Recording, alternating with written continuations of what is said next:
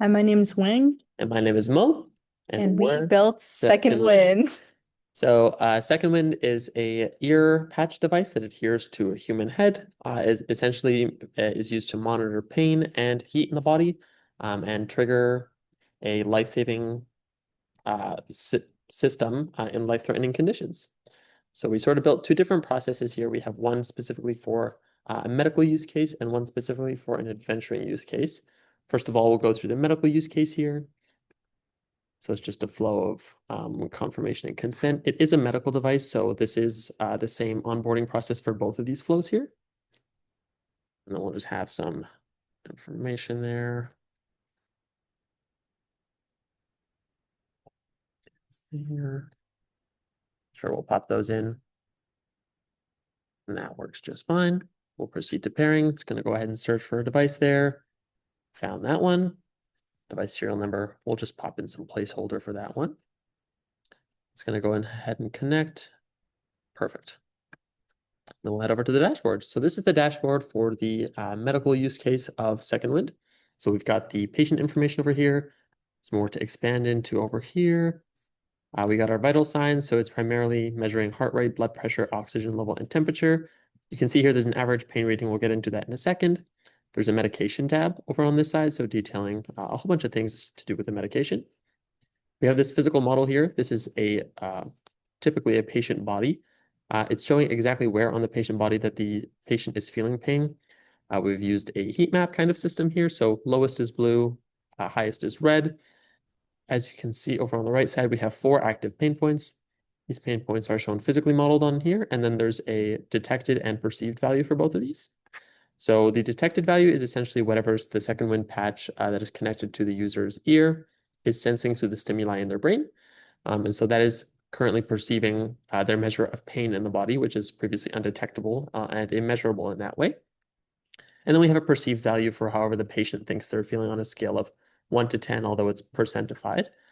And then we have some notes here if a clinician needed to add anything like uh, this hurts, for example. They could go ahead and do that. There's a timestamp there as well. And if the patient ends up feeling okay, they can go ahead and resolve that pain.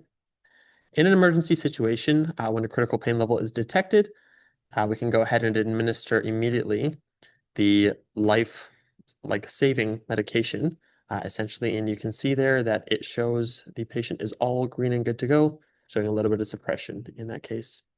And now we'll go over the adventurer side, and I'll pass that off to Wing.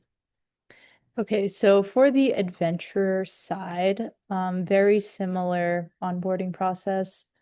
Like I said, or like Mo said, it is a medical device as well.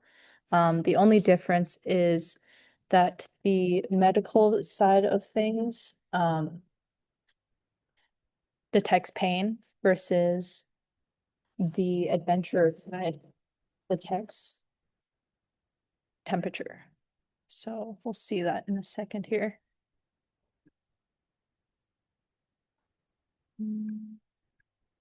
So then we have that extra stage of verification just to make sure that it is the exact device that you're connecting to. Yeah, so for the second wind adventurer side, it mainly just detects the temperature of your body. So if you are adventuring in extreme conditions, for example, it'll detect if it's critically too high or critically too low.